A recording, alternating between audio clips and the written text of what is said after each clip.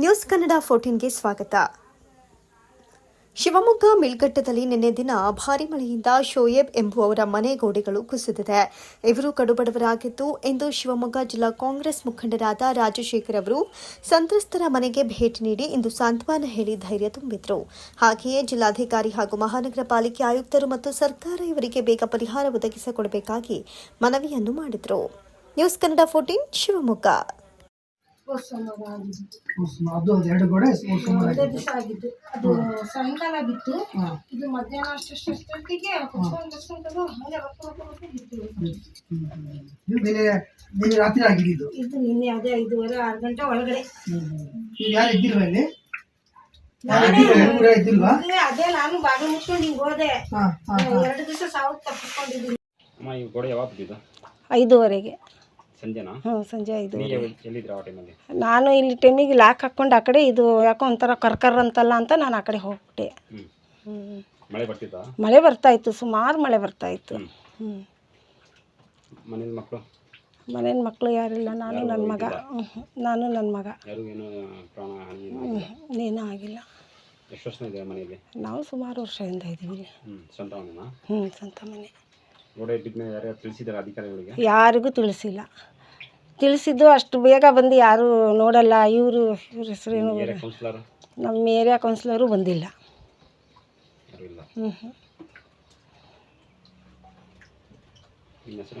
ನನ್ನ ಹೆಸರು ಮುಬಶಿರಿ.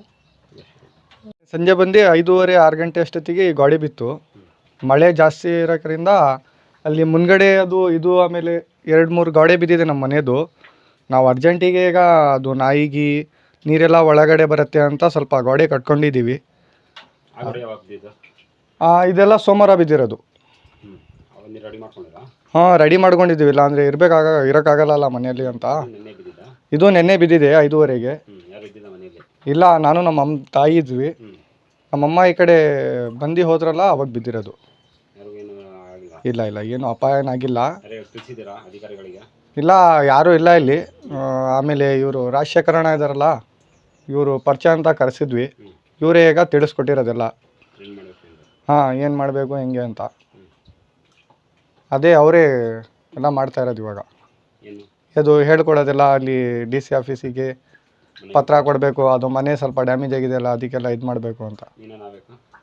ನಾನು ಮಗ. ಶೋಯೇಬ್ ಅಲಿ.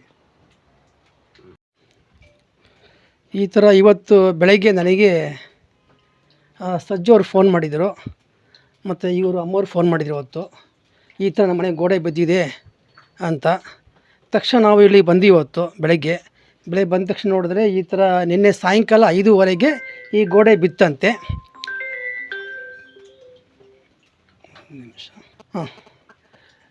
ಅದೇ ಇವತ್ತು ಬೆಳಗ್ಗೆ ನನಗೆ ಫೋನ್ ಮಾಡಿದರು 8:30ಗೆ. ಫೋನ್ ಮಾಡಿ ಈ ಥರ ಗೋಡೆ ಬಿದ್ದಿದೆ ನಮಗೆ. ಹೋದ ವಾರದಲ್ಲಿ ಸೋಮವಾರದಲ್ಲೇ ಗೋಡೆ ಬಿದ್ದಿತ್ತು. ಅದನ್ನು ನಾವು ಎಮರ್ಜೆನ್ಸಿಯಾಗಿ ನಾವು ಒಳಗಡೆ ನೀರು ನಾಯಿಗಳು ಬರುತ್ತಂತ ಈ ಗೋಡೆ ಸೋಮವಾರ ಬಿದ್ದಿದ್ದು, ಅದನ್ನು ಅವರು ಗೋಡೆ ಕಟ್ಕೊಂಡಿದ್ದಾರೆ. ಇವತ್ತು ನಿನ್ನೆ ಸಾಯಂಕಾಲ ಒಂದು 5:30ಗೆ ಈ ಗೋಡೆ ಬಿತ್ತಂತೆ. ಬಂದು ನೋಡಿದ್ರೆ ಅವ್ರ ಪರಿಸ್ಥಿತಿ ತುಂಬ ನೋಡೋಕ್ಕಾಗ್ತಾಯಿಲ್ಲ. ತುಂಬ ನೀರುಗಳು ಗೋಡೆ ಮತ್ತು ಇರೋ ಗೋಡೆಗಳು ಬೀಳೋ ಪರಿಸ್ಥಿತಿ ಇದೆ ಗೋಡೆ ತುಂಬ. ನಾನು ಇಲ್ಲಿ ಬಂದು ನೋಡಿದೆ, ಅವರು ಇಲ್ಲಿ ಚಿಲ್ಲರೆ ಅಂಗಡಿ ಮಾಡಿಕೊಂಡು ಕೂಲಿ ಕೆಲಸ ಮಾಡಿಕೊಂಡು, ಅವ್ರ ಮಗನೂ ಚಪ್ಪಲಿ ವ್ಯಾಪಾರ ಮಾಡಿಕೊಂಡು ಈ ಗೋಡೆ ಕಟ್ಟೋಂಥ ಪರಿಸ್ಥಿತಿ ಅವ್ರು ಇಲ್ಲ. ಅದಕ್ಕೆ ನಾನು ಅವ್ರಿಗೆ ಹೇಳಿದೆ, ನೋಡಪ್ಪ, ನೀನು ತಲೆ ಬಿಸಿ ಮಾಡ್ಕೊಂಬೇಡ, ಇದು ಸರ್ಕಾರಕ್ಕೆ ನೀವು ಕಾರ್ಪೊರೇಷನ್ ಕಮಿಷನರ್ ಆಫೀಸಿಗೆ ಒಂದು ಅರ್ಜಿ ಕೊಡು, DC ಆಫೀಸಿಗೆ ಒಂದು ಅರ್ಜಿ ಕೊಡು. ಅದ್ರ ಮುಂದಿಂದು ನಾವು ಆದಷ್ಟು ಬೇಗ ಇದಕ್ಕೆ ಪರಿಹಾರ ಮಾಡೋಕ್ಕೆ ವ್ಯವಸ್ಥೆ ಮಾಡಿಕೊಡ್ತೀವಿ ಅಂತ ಅವ್ರಿಗೆ ಹೇಳಿದ್ದೀವಿ. ಅದೇ ತುಂಬ ಅವ್ರ ಪರಿಸ್ಥಿತಿ ಅಂತೂ ನೋಡೋಕ್ಕಾಗ್ತಾಯಿಲ್ಲ. ಇದ್ರ ಬಗ್ಗೆ ನೀವು ಮೀಡಿಯಾ ಸಂಬಂಧಪಟ್ಟವರು ಇದನ್ನು ಸರ್ಕಾರ ಆದಷ್ಟು ಗಮನಕ್ಕೆ ಸೆಳೆಯಲು ನೀವು ಪ್ರಯತ್ನ ಮಾಡ್ಕೊಂತ ಈ ಮುಖಾಂತರ ಕೇಳ್ಕೊಳ್ತೀನಿ. ರಾಜಶೇಖರ್ ಸರ್, ಇವಾಗ ಇವರಿಗೆ ಏನು ವಾಸ ಮಾಡ್ತಿದ್ದಾರೆ? ಇವ್ರುಗಳಿಗೆ ಹಕ್ಕುಪತ್ರ ಸಿಕ್ಕಿದೆ ಇಲ್ಲಿರೋರಿಗೆ? ಸರ್, ಇದು ಅವ್ರ ತಂದೆದಂತಿದ್ದು, ಅವ್ರ ಅಜ್ಜನ ಕಾಲದಿದ್ದು ಮನೆ ಇದ್ದು. ಅವರು ಇಲ್ಲಿ ವಾಸವಿದ್ದಾರೆ. ಅವ್ರ ಅಜ್ಜ ಅವರಿಗೆ ಇವರು ಫ್ರೀಯಾಗಿ ಕೊಟ್ಟಿದ್ದಾರೆ. ಅವರಿಗೆ ಇವರು ಚಿಕ್ಕ ವಯಸ್ಸಲ್ಲಿ ಅವರು ಯಜಮಾನರು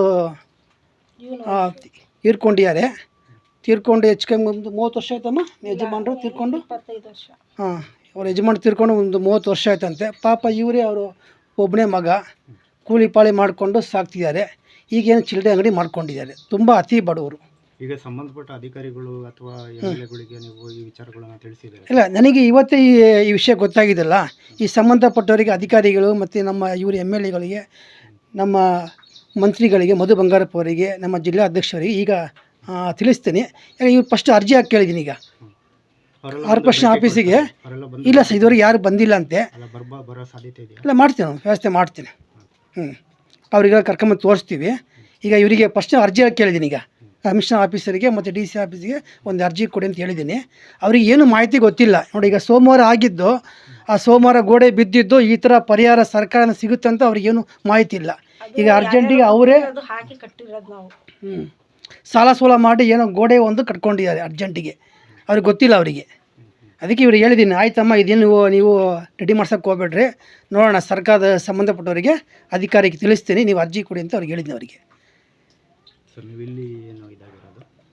ಸರ್ ನಾವು ಇಲ್ಲಿ ಕಳೆದ ಬಾರಿ ಕಾಂಗ್ರೆಸ್ ಅಭ್ಯರ್ಥಿಯಾಗಿದ್ದೀವಿ, ಕಾರ್ಪೊರೇಷನ್ನು ಅಭ್ಯರ್ಥಿಯಾಗಿ ಇದ್ದೀವಿ ಕಾಂಗ್ರೆಸ್ಸಿಂದ. ಮತ್ತು ಡಿಸ್ಟಿಕ್ಕು ಕಾಂಗ್ರೆಸ್ಸು ಪ್ರಧಾನ ಕಾರ್ಯದರ್ಶಿ.